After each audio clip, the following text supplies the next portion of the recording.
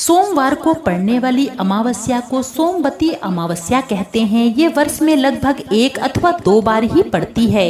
इस अमावस्या का हिंदू धर्म में विशेष महत्व होता है। विवाहित स्त्रियों द्वारा इस दिन अपने पतियों के दीर्घायु कामना के लिए व्रत का विधान है। इस दिन मौन व्रत रहने से सहर्ष गोदान का फल प्राप्त होता है। इस दिन विवाहित स्त्रियों द्वारा पीपल के वृक्ष की दूध, जल, पुष्प, अक्षत, चंदन इत्यादि से पूजा और वृक्ष के चारों ओर 108 बार धागा लपेटकर परिक्रमा करने का विधान भी होता है। धान, पान और खड़ी हल्दी को मिलाकर उसे विधान पूर्वक तुलसी के पेड़ को चढ़ाने जाने का भी महत्व है।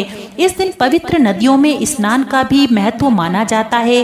कहा जाता है कि महाभारत में भीष्म ने युधिष्ठिर को इस दिन का महत्व समझाते हुए कहा था कि इस दिन पवित्र नदियों में स्नान करने वाला मनुष्य समृद्ध, स्वस्थ और सभी दुखों से मुक्त हो जाता है।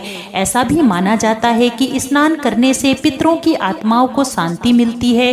इस दिन सुबह से ही मौन रहा जाता है व दान का विशेष महत्व होता है। इस दिन की पूजा से पितृ दोष दूर होते हैं, पूर्वजों को मोक्ष प्राप्त होता है। इस दिन पीपल वृक्ष की पूजा करना अति उत्तम माना गया है। ऐसी मान्यता है कि पीपल के पेड़ में सभी देवी देवताओं का वास होता है। अतः सोमवती अमावस्या के दिन से शुरू करके जो व्यक्ति हर अमावस्या के दिन परिक्रमा देता है उसके सुख और सौभाग्य में वृद्धि होती है। जो हर अमावस्या को ना कर सके वह सोमवार को पड़ने वाली अमावस्या के दिन 108 वस्तुओं की भवरी देकर सोना, धोबिन और गौरी गणेश का पूजा करता है, उसे अखंड सौभाग्य की प्राप्ति होती है।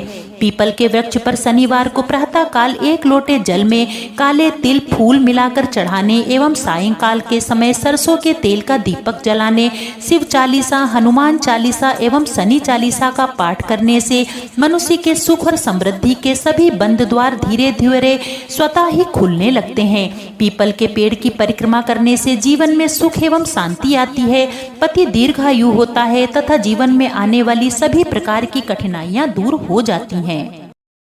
सोमवार के दिन अमावस्या होने पे इसे सोमवती अमावस्या कहते हैं। इसलिए इस दिन शिवलिंग का भी अभिषेक करें और ओम नमः शिवाय मंत्र का निरंतर जाप करते रहें। इस बीज मंत्र से भोलेनाथ शीघ्र प्रसन्न हो जाते हैं और साधक की सभी मनोकामना पूर्ण कर देते हैं। इसके साथ साथ पितरों की चालीसा आदि का भी पाठ करना चाहिए। सोमवती अमावस्या के दिन कुछ मंत्रों का जाप जरूर करना चाहिए। वह मंत्र हैं ओम कुल देवताभ्यो नमः, ओम ग्राम देवताभ्यो नमः, ओम ग्रह देवताभ्यो नमः, ओम लक्ष्मीपति देवताभ्यो नमः, ओम विघ्न विनाशक देवताभ्यो नमः, ओम नमो भगवते वासुदेवाय नमः। सोमवती अमावस्या के दिन यह पौराणिक कथा सुनने से जीवन में चली आ रही सभी कठिनाइयों से छुटकारा मिलता है तथा भगवान शिव शंकर और माता पार्वती का आशीर्वाद भी प्राप्त होता है। सोमवती अमावस्या के दिन यह कथा सुनी जाती है। आइए अब कथा श्रवण करते हैं। एक गरीब ब्राह्मण परिवार था जिसमें पति पत्नी के अलावा एक पुत्री भी थी। पुत्री धीरे धीरे बड़ी होने लगी। उस लड़की के समय के साथ सभी स्त्रियोचित गुणों का विकास हो रहा था।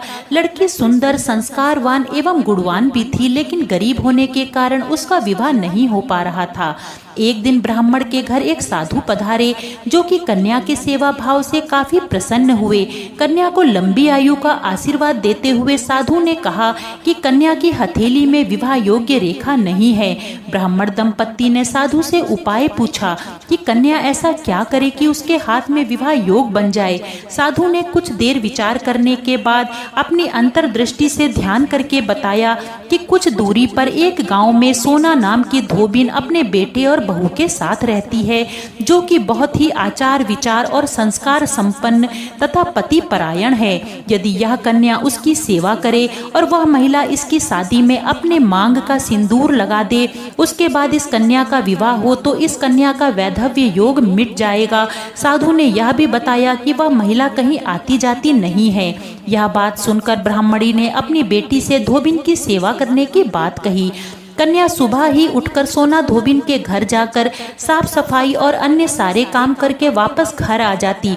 सोना धोबिन एक दिन अपनी बहू से पूछती कि तुम सुबह सुबह उठकर सारे काम कर लेती हो और हमें पता भी नहीं चलता। बहू बोली, माँ जी, मैंने तो सोचा कि आप ही सुबह उठकर सारे काम खुद ही खत्म कर लेती हैं। मैं तो देर से उठती हूँ।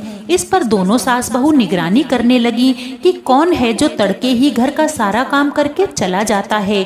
कई दिनों के बाद धोबिन ने देखा कि एक कन्या मुंह अंधेरे आती है और सारे काम करने के बाद चली जाती है। जब वह जाने लगी तो सोना धोबिन उसके पैरों पर गिर पूछने लगी, तुम कौन हो? इस तरह मेरे घर में छुप करके मेरी चाकरी क्यों कर रही हो? तब कन्या ने साधु द्वारा कही गई सारी बात उसे बता दी। सोना धोबिन पति परायण थी, उसमें अपार तेज था, वह तैयार हो गई। सोना धोबिन के पति थोड़ा अस्वस्थ थे, उसमें अपनी बहू से अपने लौट आने तक घर पर ही रहने को कहा। सोना धोबिन ने जैसे ही अपनी मांग का सिंदूर कन्या की मांग में लगाया तो धोबिन का पति मर गया। उसे इस बात का पता चल गया। वह घर से निर्जला ही चली थी, यह सोचकर कि रास्ते में कहीं पीपल का पेड़ मिलेगा तो उसे भवरी देकर उसकी परिक्रमा करके ही जल ग्रहण करूंगी। उस दिन सोमवती अमावस्या थी। ब्राह्मण के घर मिले पुए पकवान की जगह उसने ईंट के टुकड़ों से 108 बार भंवरी देकर 108 बार पीपल के पेड़ की परिक्रमा की और उसके बाद जल ग्रहण किया। उसके बाद जब वह अपने घर लौटी तो देखती है कि उसके पति के मुर्दा शरीर में कंपन होने लगा और थोड़ी देर बाद वह उठकर बैठ गया। इसके बाद उन दोनों ने भी सुखी जीवन बिताया। तो बोलिए शिव शंकर भोलेनाथ और माता पार्वती की जय।